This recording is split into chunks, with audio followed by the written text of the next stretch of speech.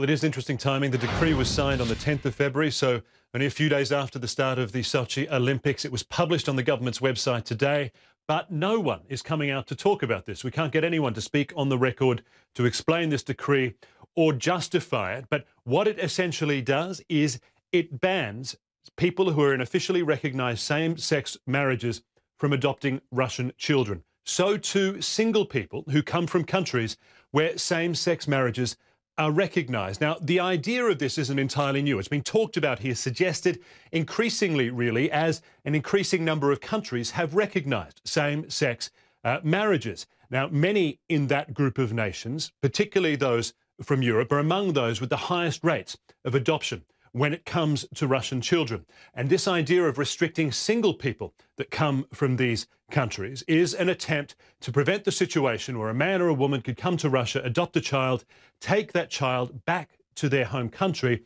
and then at some point down the track enter a same-sex relationship. Russian authorities have complained about this happening in the past, and they say they really don't like it, Michael. And so what happens now? When does this go into effect? And, how many adoptions are likely to be impacted? Well, it's unclear. We believe that it comes into effect immediately, although the decree itself doesn't state that. And as I say, the Russian government isn't answering questions on this today.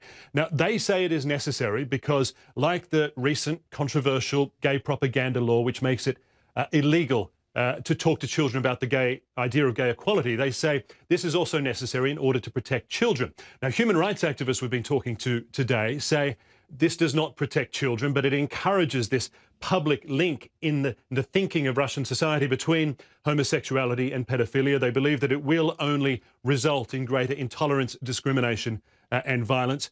And they do not think it will have any large impact, practical impact on the numbers of adoptions which take place. Really, they believe this law, like the gay propaganda law, the big problem here, they believe, is in the message that it sends to broader society, which is that gay people are second-class citizens and do not deserve the same rights as everyone else, Michael.